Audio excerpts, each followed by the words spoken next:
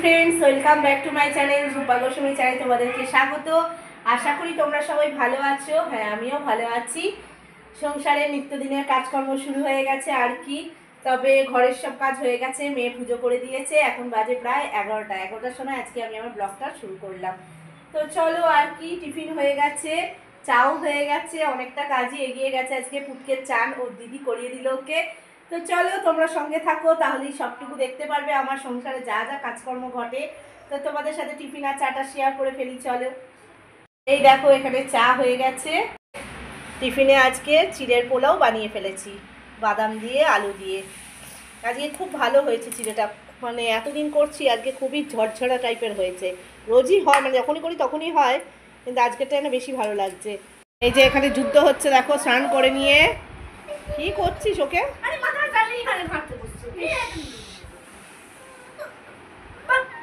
তো চলো আর কি, পালিয়ে আসছে, করিস না, রেগে যাচ্ছে। চলো টিফিনটা বেড়ে ফেলবো, তারপর তো রান্না আছেই। রান্না কি করছি না করছি সবটাই তোমাদের সঙ্গে শেয়ার করব। তো আজকের ঘরের কাজকর্ম করতে করতেই তোমাদের দাদাভাই বাজারে চলে গিয়েছিল।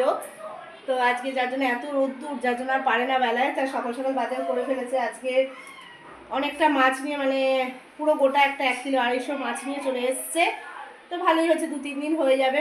মানে ধুয়ে দেখো, এই যে এখানে 4 পিস করবো বলে বের করে নিয়েছি। আর মাথাটা দিয়ে আজকে ডাল করবো, জানো তো, সেদিন থেকে খুব ইচ্ছা হয়েছিল। আর কন্টেনারগুলো করে দেখো রেখে দিয়েছি মাছগুলো। ওপরেরটায় মাথা আছে আর এই তলায় মাছ আছে। আমি বললাম যে মাথা একটা দিয়েই করি, অল্প করেই তো ডাল করব, বেশি লাগে না গো, কারণ ডাল খাবো না মাত্রই, খাই অল্প। মুগ ডাল একদম সহ্য হয় না, যার জন্য ইচ্ছা হয়েছে মাথা দিয়ে খাওয়ার, এই যা। তো খাবোই ওই নামমাত্র, যাই বললো হাফ মাথা দিয়ে করি, হাফ মাথা দিয়ে আরেকদিন কিছু করে নেবো নয়। এই তো 3 জনের খাওয়া আর কি। তো চলো টুকটুক করে কাজগুলো করতে থাকি আর কি, সঙ্গে থাকো।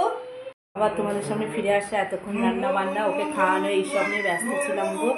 তো চলো রান্নার মেনুটা শেয়ার করে ফেলি তোমাদের সাথে। এই মেয়েকে এবার খেতে দিচ্ছি, ওকে ঘুম পাড়াচ্ছে তোমাদের দাদাভাই। শোনো, শুনতে পাচ্ছ? তো চলো খাবারটা দেখি, আমরাও খেতে বসে যাবো, এখন 4টে বাজতে যায়। মাছের মাথা দিয়ে ডাল, বেগুন ভাজা, এই যে মাছের কালিয়া। চাটনিটা করার ইচ্ছা ছিল, আর সময় হয়ে উঠলো না আজকে।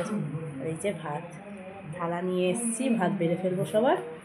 চলো সঙ্গে থাকো, খেয়ে নিয়ে আবার তোমাদের সামনে আসছি। আজকে তোমাদের সামনেও আসতে পারলাম না বেশি, এই স্কুল না থাকলেই দেরি আর দেরি, কী করবো বলো, একটু ঘুমানোর সুযোগ হয়, রাতে তো ভালো করে ঘুম হয় না।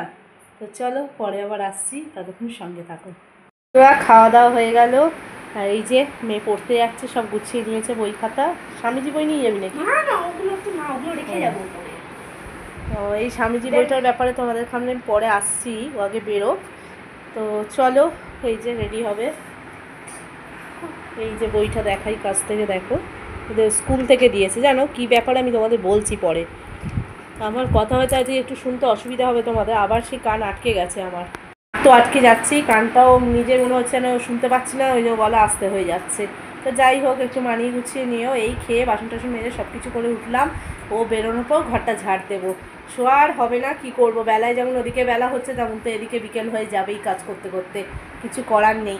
তো চলো পরে আবার ফিরে আসছি, সঙ্গে থাকো বন্ধুরা। আমি সেই তোমাদের সামনে বিকেলে মনে হয় এসছিলাম, তো তোমাদের গুড ইভিনিং জানাতাম, কিন্তু আমি আসতে পারলাম না।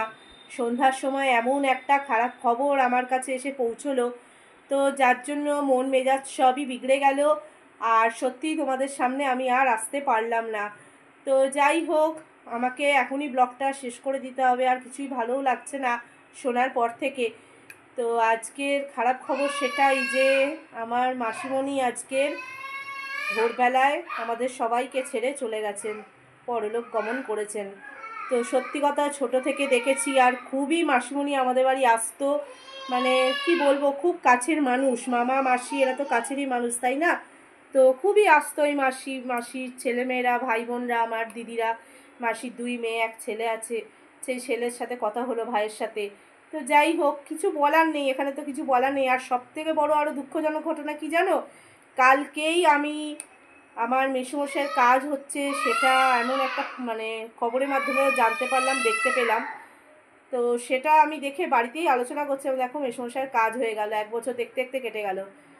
কালকে কাজ হলো, আজকে এই খবর।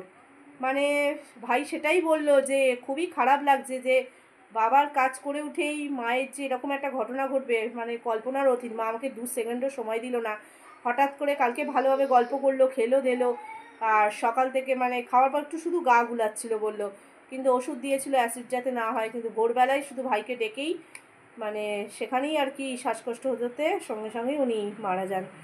মানে সত্যি সেই সময় তো তার পাশে কেউ ছিল না, তারপর তার জামাইবাবু দিদি যারা আসার এসছে, মানে সেই মুহূর্তটা তাকে সান্ত্বনা দেওয়ার মতো কেউ ছিল না। আর এখন ফোন করে ওই সান্ত্বনা দিয়ে কোনো লাভ হবে না, তবু কথা বললাম। আর কি বলবো, এই সময় কিছু কথা বলার ভাষা থাকে না, তাই না বলো? তো ছোট থেকে একভাবে বড় হয়েছি, তারা আসতো আমরাও যেতাম, তা সেই দিক থেকেই আর কি ভাবলে খুবই, যতই নিজের মাসি তো না, মায়ের ছোট বোন, খুবই খারাপ লাগছে। আর কি বলবো, কিছু বলার নেই। আর দেখো মানুষ তো যাবে, ঠিক কথাই, মানুষের বয়স হচ্ছে, মানুষ যাবেই, কেউ তো আর চিরকাল বেঁচে থাকবে না, এটা ঠিক কথাই।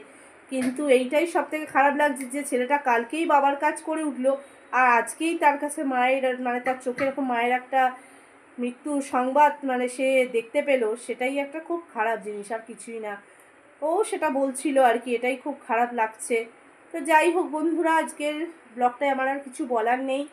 তো এই বলেই আমি আমার আজকে ভিডিও শেষ করে দিলাম। আর আজকে ভিডিও আমি বলবো না যে লাইক শেয়ার কমেন্টের কথা। তো এই মাসিমণির প্রতি আমি আমার শ্রদ্ধা জানিয়ে আজকে ব্লগটা শেষ করে দিলাম। তো চলো আজকের মতন টাটা, গুড নাইট। কালকে আসছি নিশ্চয়ই নতুন কোনো ব্লগ নিয়ে। ততক্ষণ সবাই ভালো থেকো, সুস্থ থেকো।